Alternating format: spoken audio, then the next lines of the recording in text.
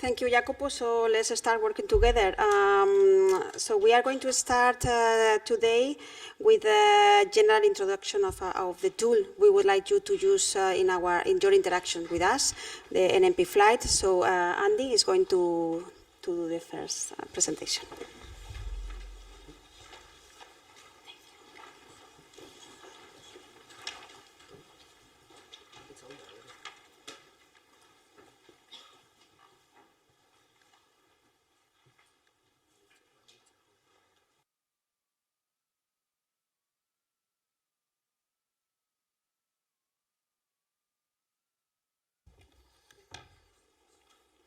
Good morning, everybody. Welcome. It's great to see you all here. We had a bit of a concern yesterday when we saw the weather forecast that a lot of you might have struggled, but it seems the weather's coming in the next few hours, so we might just all be stuck here tonight together. I'm here to introduce the tooling that we're going to concentrate on over the next 2 days, but also we have colleagues from our operations center, the Network Manager Operations Center. You'll hear us talk of it with an acronym NMOC, and these days are about how you can use the tools to unlock the benefits of the network, but also, when needed, how and who you should contact in NMOC when you need help. And we'll try to explain where those both fit in terms of use the tools. If they don't help, then come and speak to us in general. The tool itself started about 5 years ago as a concept. We call it NMP Flight at the moment, which is a tool for aircraft operators, airspace users. And we started off with a group of airline volunteers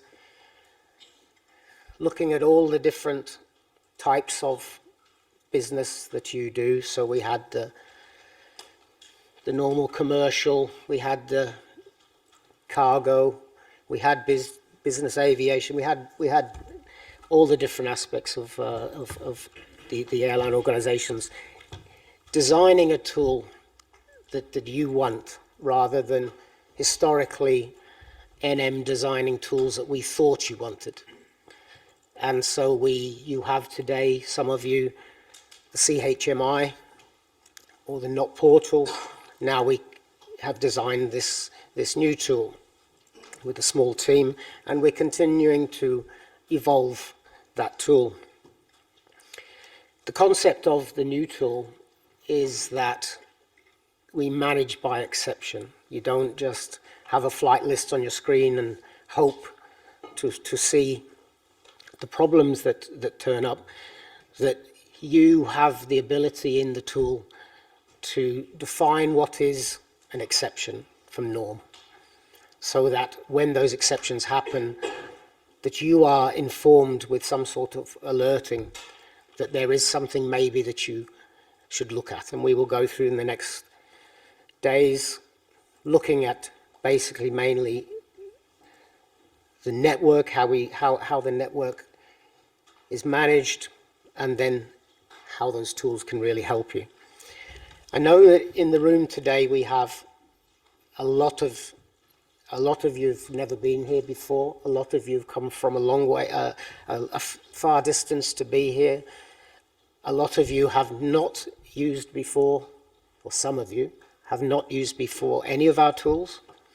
So it's a difficult presentation and demonstration to do, to try to keep you all interested while trying to get a message across to the different types of users in the room. So I apologize if I go into details that bore you, or we go into details that bore you, but sometimes we are really trying to get a message across to everybody, and those of you that heavily use our systems probably don't need to know a lot of what will be said, but there will be new things as well for everybody. There is a plan to get rid, phase out the NOP portal and the CHMI. The timeline is something like in 2027, we probably won't have a NOP portal anymore. In 2029, we probably won't have a CHMI before. But for both of those, we'll have a 2-year transition. So in 2025, we should have products available, tools available. That means there's nothing in the NOP portal you need. Then you have a 2-year transition to move to the new tools before finally they are phased out. So it won't be a sudden removal of these tools in the near future. It will be a transition, and it will be very well communicated, communicated as well as we can. The tools that we're trying to build now, and Jacopo mentioned our INM program. So the NMP flight, as I said, is for airlines. We also have a product being built called NMP Flow, which is for the flow management planners in the air traffic centers as well as the towers at airports. These are going to become the product of INM, which is called the Network Manager User Interface. And there won't be a name like NMUI Flight, NMUI Flow. It will be a one-stop shop. This will be a product that has everything for every actor in the network that needs to connect to the network manager. The only difference is when you arrive there, it depends what your profile is when you log in to what you see, what you can do, the tools that are available. But this will be coming, hopefully our first deliverable of an NMUI will be at the end of 2025. To use the tools, the CHMI, the NOP portal, and now the NMP tools, you need to have secure access to NM systems. If you have secure access previously and you want to move to NMP flight, it's the same token. It's exactly the same token. All you need is the new URL to put into your web browser and you have access to NMP flight. If you don't have access and you are now thinking of asking for access, there is inside the brochure, I think the first page of the brochure is the website where you can go and request access. Just to note that, as usual with our access to NM systems, the first 2 access tokens are gratis, are free. After that, there is an admin charge just for the work we do to supply those tokens for further accesses. So per organization, you can have 2 free accesses. What I'm going to do now is just go through the tool itself, the basics of what the tool NMP Flight is. So this is a landing page in front of you, and you have to put in your token ID and a passcode and access. And so the concept is that the organization has a token, but you don't need a token for every member of staff in the organization. So with one token on a computer in an ops room, each of your staff can register themselves using an email address and a name. And on the screen you'll see on this test system, under a test address, there are a number of users. If somebody in your organization is not yet registered, it's quite simple. On the front page, after the token login, there is a register yourself button, and you just register yourself and you go into the system.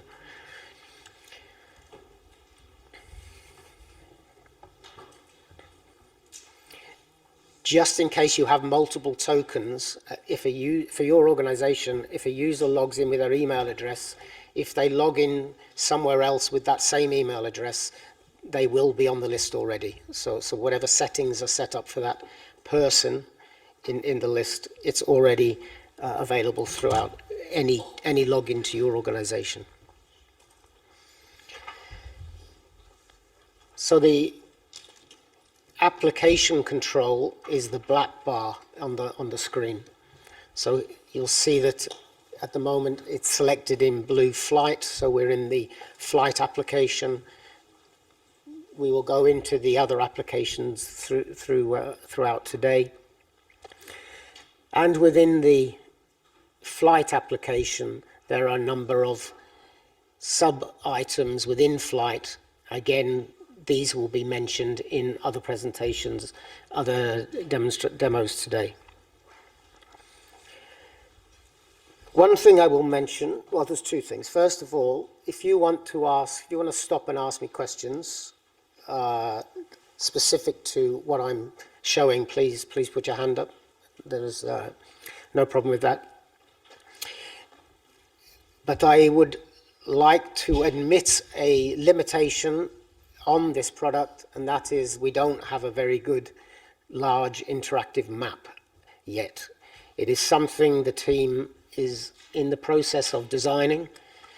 Again, it will be with you. What do you need? So these are conversations we will be having with the current users of the application. What is it that you need in a map, that you need for day-to-day operations? This is not, you guys here today are here as day-to-day users. This is my intention.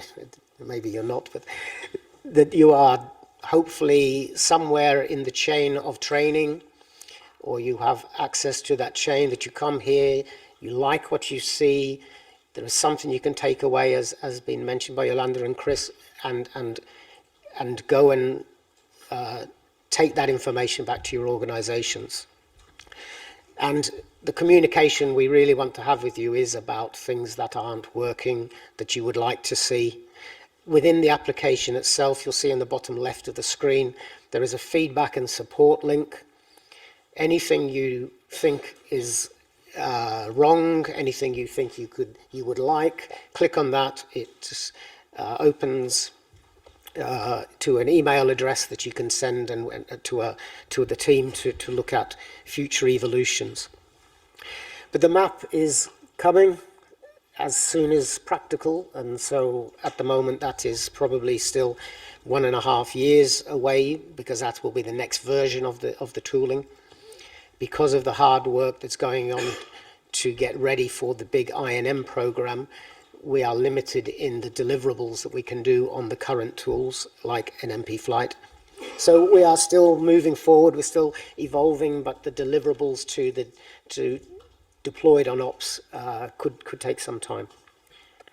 And the other thing that we are working on, that we've had a lot of feedback about, that is missing, is access to flight archive information, which for those who use the CHMI, there is an archive access, quite often used not necessarily in the day-to-day flight dispatch work, but in the back office, potentially investigating claims for compensation. This information and this access is required, but we are working on that.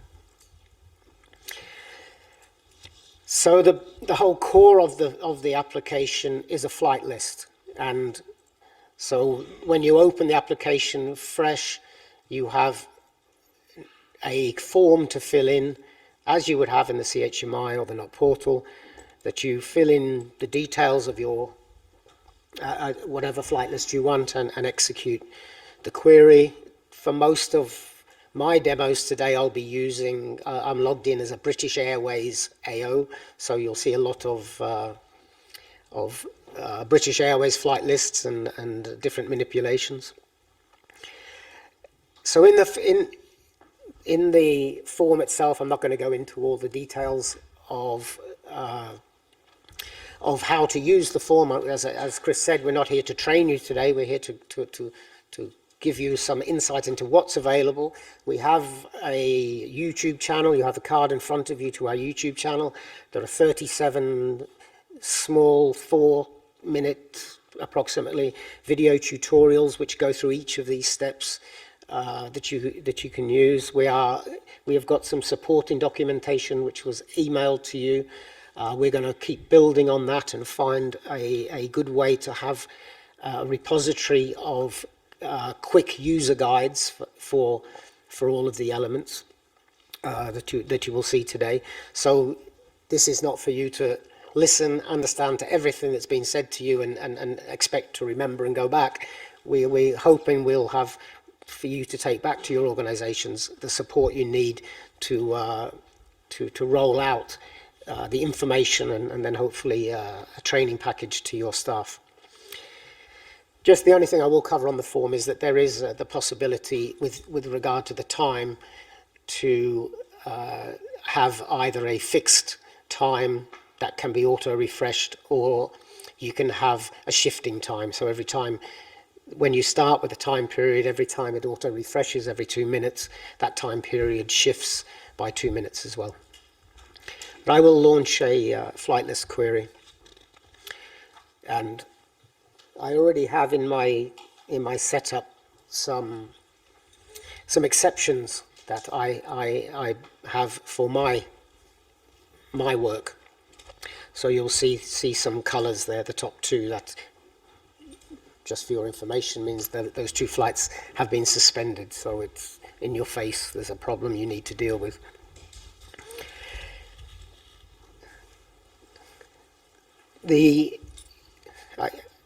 For now, I'm just going to move my form because I don't need it. So within the application, you've got your flight list. When you start, it has a set of standard default columns with no sort, with no filtering, with no exceptions, no alerts set up. And then you start building. So you have the possibility to add and remove columns.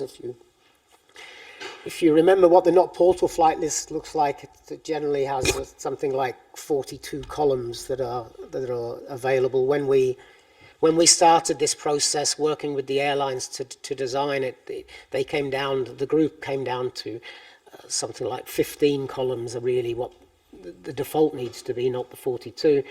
But for each task in your organizations, different columns may be needed. So you have that possibility. You see here that there are 35 columns that I've not got displayed in my personal default list of columns. Once you've got your columns in, it's possible to move them around.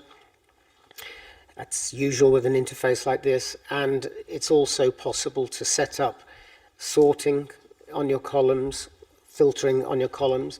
In my flight list, for example, here I'll just go to the management. There is this specific filter. I don't expect you to read this and understand it, but the particular filter I've set up means that no airborne flights are shown on my flight list. So if I take that,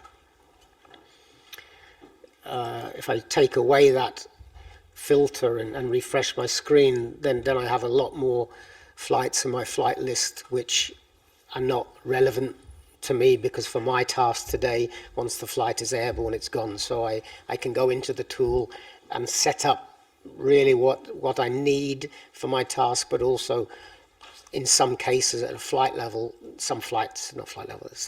at the level of flights, I can take some of that information away.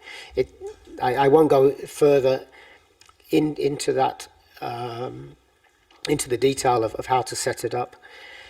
There is a concept of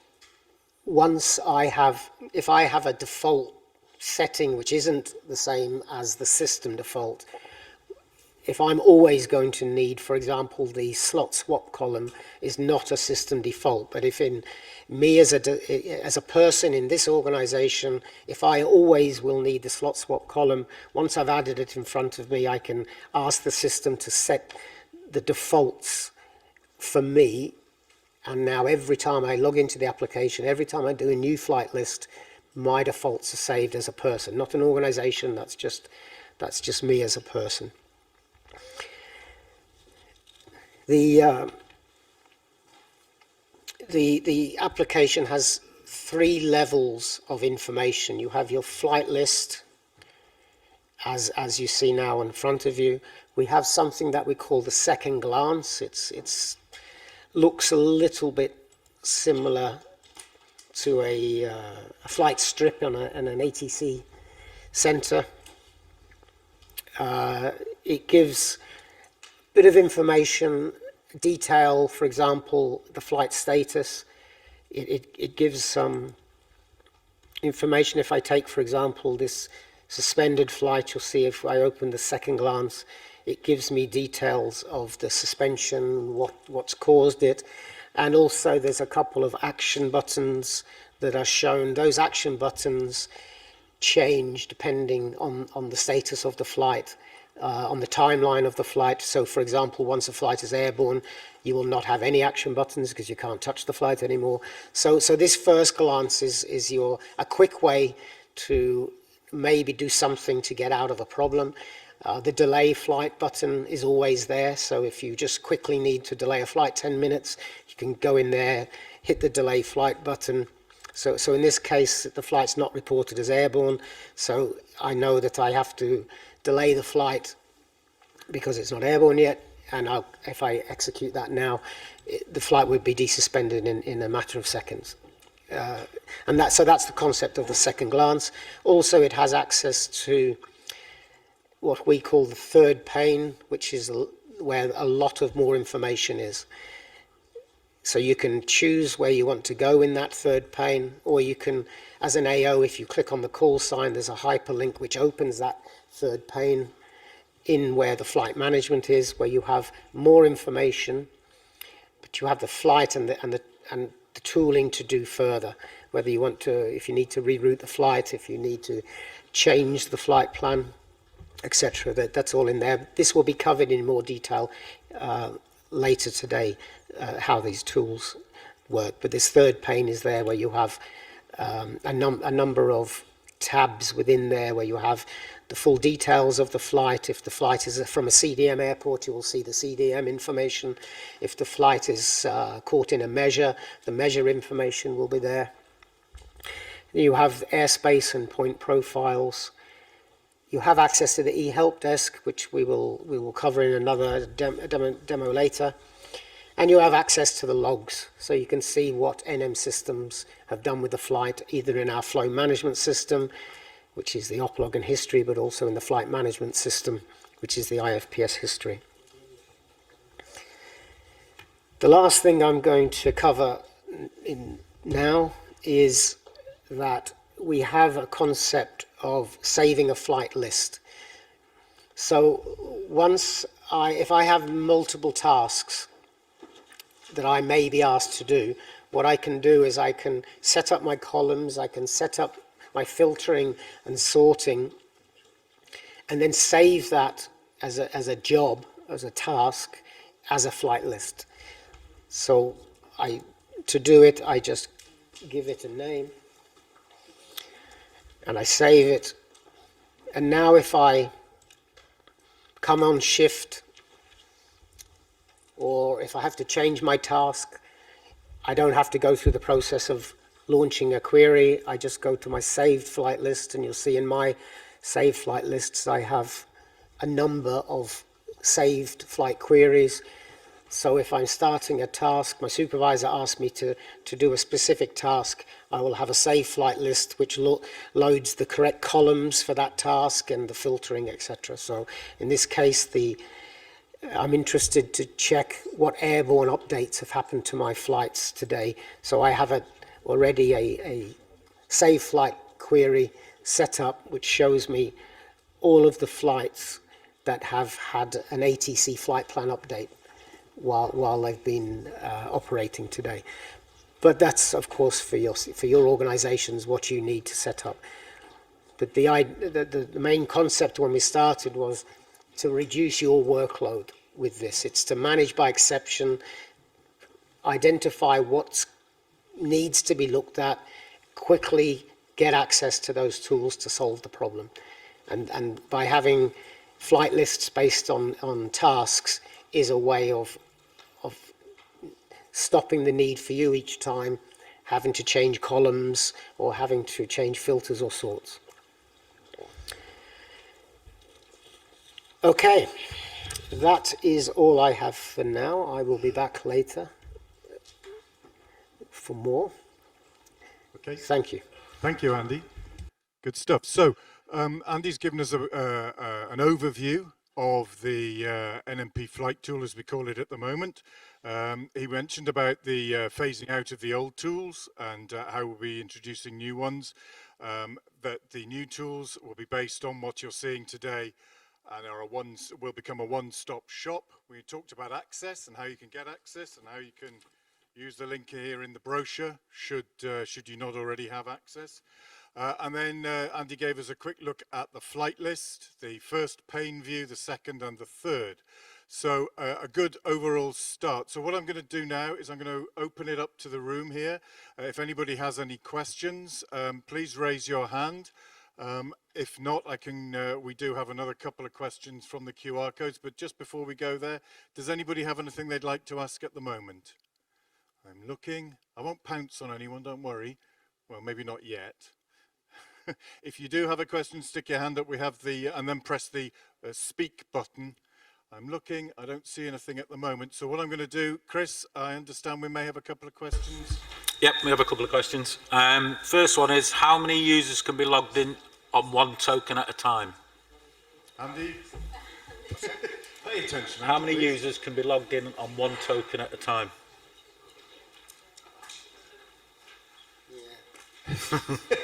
Okay, first question, and we haven't actually managed to get an answer for you, so I apologise for that. How many, so we don't know exactly how many, we haven't got the answer at the moment, we'll come back to you on that one. How many can answer at any one time? Yeah, Chris, we will come back. I would just say that there is when you sign up for access, there is a rule that is written but not enforced, I shouldn't have said that, is that one token can only be loaded on one PC. So theoretically, unless multiple people are using the same PC, you can only have one person logged in at a time. And let's leave it at that for the moment. That's the theory. Okay. Okay, the second question. In the flight list, in delay column, it arrives that the delay is indicated with the letter A. What is the meaning of that letter associated with delay? Can we just have that question again? So in the flight list, the delay column, the delay is indicated with a letter A. What is the meaning of the... That's the clock adjustment. Simon's going to help us answer that question. The alpha, the small alpha after your CTOT means adjusted to the clock. What does that mean? Well, that the slot has been cancelled, but your EOBT is not valid anymore. So you need to take action to get rid of that alpha by delaying your flight plan. Okay, so Is that clear? I think that one's quite a complex one. Whoever asked that question, of course, if we want a little bit more information, Simon's available out in the lobby. But basically what that indicates, as he said, is that the slot is no longer valid. That has been cancelled, but because of the timing, you actually do need to update your off-blocks time. We'll try and get some more details to you later on. Chris, are there any other questions? Yeah, there's a couple more coming in, Andy. Condor have, the organisation Condor have asked for a specific map evolution. I've already spoken this morning to them. It is to show all regulations on the map, not just the regulation associated with your flight. It is something we'll take forward into the plan. Thank you for the suggestion as well. That sort of thing is really useful to us because it really helps us establish what it is that you guys need. going forward. Chris? Another one. What is the difference between E and C in ECTOT? Simon? The ECHO stands for estimated takeoff time, so you do not have a slot. And the Charlie stands for calculated takeoff time, so that means you're in a regulation and you will have a slot time. Thank you for that one. I have one question over here. Yes, please. Sorry, I was promising that I will not ask the questions, but the question to Andy specifically, Wojtek Kasprzak from LOT. Some time ago you had the idea to give us the possibility to remove the users in current organization. Is it still, you are working on it, or you have quit this idea? Because I don't see this possibility. Thank you, and hi. Good to see you again. If a user is in the system and they use the manage users selection, you'll see it from the top right. When you go back to the list of users and you select which one you want to remove, and there's a delete user button appears. And so Christian, he shouldn't be accessing the system. So there you go, he's gone.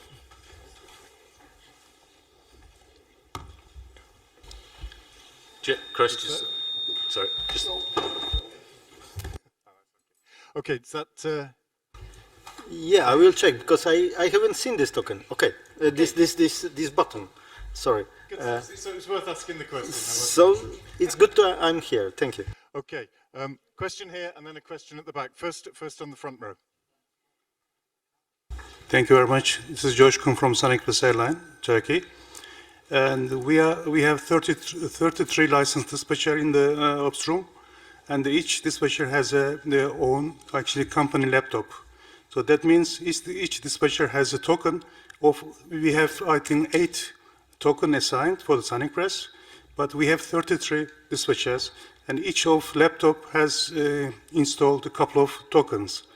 And with time to time, we have to call the help desk to unlock them. I need a clarification for how we can manage this token issue. Thank you. Yeah, the system, as I said earlier, the policy is that any one token should only be installed on one laptop. And if a user doesn't follow the theory and does put a token on multiple machines, that technical problem happens where that the same token is being accessed from different IP addresses, which can raise alarms in our system, so potentially could block the token. Now, as has been mentioned already by Jacopo and myself, we are moving into INM, and we are designing a completely new access control system in the scope of INM, where we will be looking at issues like this to hopefully ensure that you don't need to register for so many tokens for an organization in the future, we have a better system in place for access control. Can I just add something? As all the dispatchers are using the ops room in the same IP actually, I mean, because the output IP is the same, instead of tracking the tokens, can EUROCONTROL only track the IP numbers, or we can inform the IP numbers as well? Well, I think like most security in organizations like EUROCONTROL, I can't answer completely. Yes, we know the token. Yes, we know the IP address. Yes, we know the MAC number of the laptops themselves. I'm not sure exactly what it is, but there is something that EUROCONTROL can see where the same token is being accessed from multiple machines. So you're right, it might not be the IP address, it might be the MAC number. I can't be absolutely sure. Okay, thanks. But as I say, as Andy says, that's something that we're looking into for our new system to give our customers better access, so that you have that more flexibility. So, Okay, okay, I've got a question over here, then you. Okay, no problem. Gentleman at the back. Hi, good afternoon. Hi, good afternoon, everybody. No, I can't, no, it doesn't sound like it's on. Hang on a second, I'll bring mine over and then and you can use this one and we'll fix the other one. One. Okay. Hi, good afternoon, everybody. Is it working? No, it must be you. One. Maybe I should stand. No. Maybe, I don't know what's happening. Maybe it's this, maybe there's a... 1, 2, 1, 2. Why don't you use one of these then? That might be a better way. There you go. Hi, good afternoon, everybody. I just want to see how this system work with the flight planning system, because as we airlines now all using flight planning system, how those NOP can, the sync or communication, the updated flight planning system with. Andy, can I ask you to answer that? Yes, of course, we are not in any way attempting to suggest we are replacing flight planning systems. Flight planning systems have their rightful place in your organizations. They supply a lot more than we could ever supply in terms of PIBs and NOTAM packs, etc. You have the granularity that your flight planning systems have in terms of the flight index that you use, the performance of your specific aircraft with specific engines, all of that stuff that we don't have. So we are not in any way trying to replace your flight planning systems.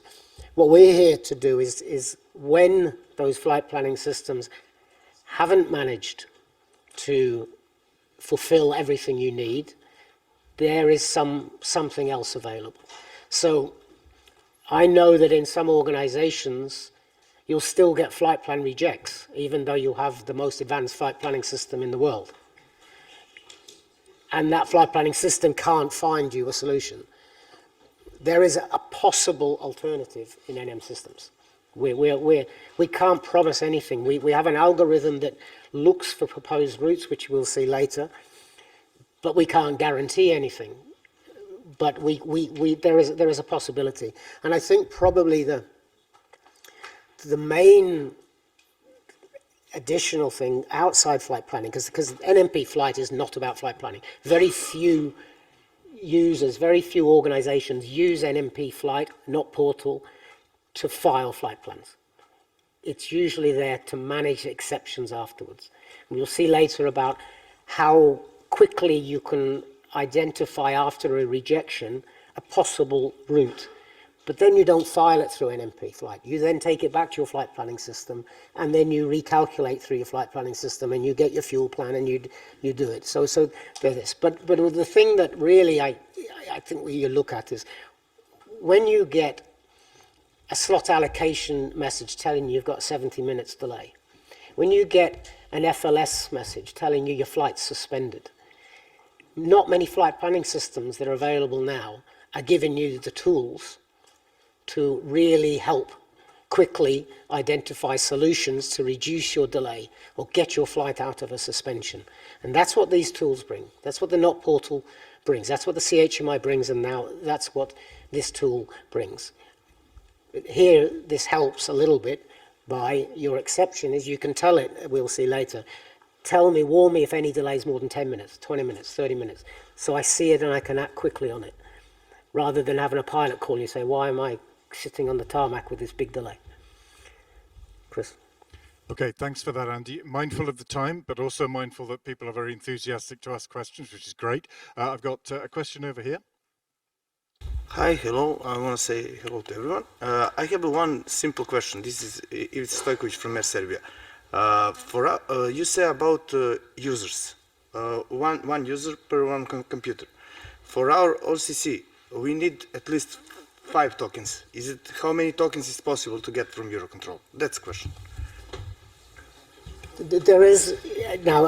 What concerns me, and I know I'm going to get hooked in a minute for taking too long. But what concerns me is after this event, how many requests for tokens are going to go to our small team of. I was going to mention that as well. But there is no limit in terms of policy to the number of tokens an organisation can have. As I said, your first 2 are free. After that, I think you pay €200 or €250 per token for any you want after that. If you come and ask for a large number, there may be a delay in the reply, but it won't be a reply that you're not allowed to have X amount of tokens. Yeah, we do have a relatively small team at the moment that is processing requests for access to our systems. And of course, it's not just aircraft operators, but ANSPs and various other stakeholders. So there may well be a delay if we do get quite a wave after this particular event. But rest assured, we would process those just without the delay. I'm noticing there's quite a few questions. I'm also mindful of the time, but I don't want to stop people asking questions at the moment. I've got one here from our gentleman from Cyprus, and then one over in the I apologize, from Turkey. From Sonic Press, Turkey. For as all dispatcher, we are all dispatcher, I assume, in the room, and taxi out information is important for us for the CTOT calculations. So time to time we are getting a confuse or conflict from the tower, and they are not accepting the taxi time we are using in the flight plans. So what we are using, last 6 months, we are calculating our average taxi time on each departure airport, and we are implementing the flight planning system, and that taxi time is also used in the flight plan and also calculate fuel accordingly, taxi fuel accordingly. But EUROCONTROL has another taxi time for each airport. So how are we going to clarify this EUROCONTROL tax time and the airline's tax time compared with the tower's tax time, actually airport tax time? And one more additional, sorry. I am also working with the EUROCONTROL taxi in, taxi out project, in EDI project with the Camilla. I'm not sure if she is here. And we are working on it. I think the process is going to complete. But this taxi times, EUROCONTROL predictions should be implemented in the flight plan system. Other than it's useless, will be useless. Thank you very much. Yeah, the second point, future evolutions, of course, that need everyone involved needs to be involved in that sort of project. So if we have one taxi time that is done, but currently in our system we have 5-6 taxi times which are available. We have a standard one which is used in our flight planning system, that is H24, 365 days a year, same taxi time, which is useless because it doesn't matter what terminal you're using, doesn't matter what runway you're using, it's the same every single time. Then we have the flight plan taxi time, which we have heard, and I believe, is usually an intelligently derived taxi time using historical data.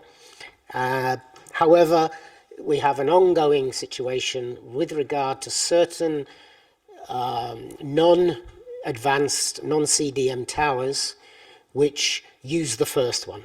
They know that it's always 10 minutes. They know to calculate 10 minutes off that time or added to that time. It's simple. They don't look at the flight plan. The solution is they should look at the flight plan. But they don't have access to it, and it's an ongoing loop that we have in our stakeholder consultation about those towers saying you've got to stop airlines putting taxi time in the flight plan. I always counter that and say we got asked to do this by the airlines because it means that the flight planning calculation of a trajectory is the same as the flight planning system because we're using the same taxi time because you tell us what it is. So to round up, we haven't got the time really to go into the detail of this, but the future is FFIs, and we will hear about that tomorrow, and trajectory-based operations. That the airline is passing a takeoff time with every flight plan. As of the end of 2025, every flight plan in Europe that comes through NM will have a takeoff time. So this whole concept of somebody complaining that the taxi times in a flight plan are not in the flight plan, it's irrelevant. We all have to be using the off blocks time and the takeoff time that are in the trajectory that is passed with an FFI's flight plan. So although it's a noise that's continually to go on with no solution, hopefully it will soon be resolved. At the moment, those towers are updating their every day. The ones that really say they have a problem are updating their taxi time in the system. However, the impact of that is it wipes out, it stops our system using the one in the flight plan. And we shouldn't be taking out the more accurate information from our system for this case. But that gets to a political conversation we shouldn't go into too much more today. Because, of course, when I'm in a room with the ANSPs, I'm hearing one side, and in a room with you guys, you know, you say, we have the information, we have the flight plan, use it. So. Okay, thanks, Andy. I've got a question. It's the gentleman over there. Yeah. One thing I would ask is, when you ask a question, could you give us the name of your organisation? That just keeps us so that everybody knows where you're from. So, gentlemen. Hi, Andy. Again, Shni with United Airlines. My apologies, first of all. We asked a question about the token on the chat, and then that may have created a lot of can of worms, so to speak. But I wanted to provide a little bit more context, right? So dispatchers learn best in training by doing. So we could have 30 dispatchers on the floor in training, 30 machines and 30 tokens in training. So that's the question that I raised without giving you context, is that how would EUROCONTROL facilitate a large training event? The token becomes a challenge, so. I will take that away. We've been discussing over the last couple of days that this system we're all going to use today is a testing system, a training system. At the moment, we have some security policy which stops it being completely open to the airlines to use for their training, but we will be looking for a solution to open a platform for you to use, which will not have any limitation. Should not have to use a token even. It should be generic. Training identifies, but it's something we're working on, and we'll come back to Absolutely. you with that. That'd be a great idea. Thank you. Okay, thank you. I've got one more question here. There's a couple of questions on the chat that I want to address, and then if it's okay with you guys, we'll move on to the next item. But obviously this is generating a few things. Some of the questions that I think you will have may well be answered in our future demonstrations anyway, but obviously you can address them directly to Andy or our other colleagues in the lobby, or get an opportunity to ask it at various times. But I don't want us to delay too much more, but there is some good stuff coming. So, gentleman over here. Hi everyone, it's Ayu from Air Arabia, Morocco. My question is about the day-to-day communication between the operation and the flight deck. Actually, each time we have CTOT, we have to communicate with the captain. So my question is if there is any service that EUROCONTROL provide in order to facilitate the communication between the operation and also the captain. I heard that there is an application, I'm not sure about the name, but recently it's not in use anymore. Thank you. Okay, yes, there are some of those apps, commercial apps, that are available. They're not authorized by EUROCONTROL, and some of those have recently been stopped. So that is not something that we would recommend. Obviously, you will be getting, you as the operations, or in the operations center, get the CTOTs, and how you communicate that internally to your captains is up to you. Some airlines can access using iPads, etc. But those external apps at the moment are not something that we recommend. Obviously, in the future, we're looking at all sorts of ways of communicating as well, and I think that's the way that we might well be going. Andy, do you want to add anything to that?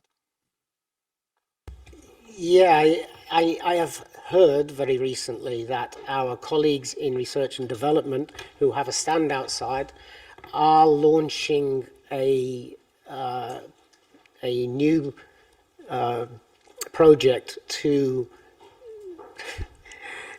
make some sort of app that's on the App Store or Android, to have very basic information for the pilots to use, like the CTOT. So it's something that's just kicked off, and hopefully we will see in the near future. Indeed. Okay, I noticed in the from the QR codes there was another question just asking for clarification on the number of tokens that EUROCONTROL, the network manager, gives for free. That's 2. and then after that there is a payment. I will find out what the amount of money is and come back to you on that. I can't quite remember what it is myself. And I think there was another question about the manual. Could you, Chris, would you mind just... Yeah, it was just, is there a manual on how to use the NMP flight? Andy, can you confirm what we have? There is no specific user guide or user manual. There, as I said earlier, there are a number of tutorials on YouTube, and anybody who we always ask anybody who wants another topic to be covered via that, they can do so. However, we are in the process of trying to build a package. I can't guarantee it will be a user manual, but a package of supporting documentation which should cover all aspects of the tool. Thank you, Andy. My colleague from Air Corsica has just confirmed it is €200 per additional token. Thank you very much. It's on the website. So thank you for that.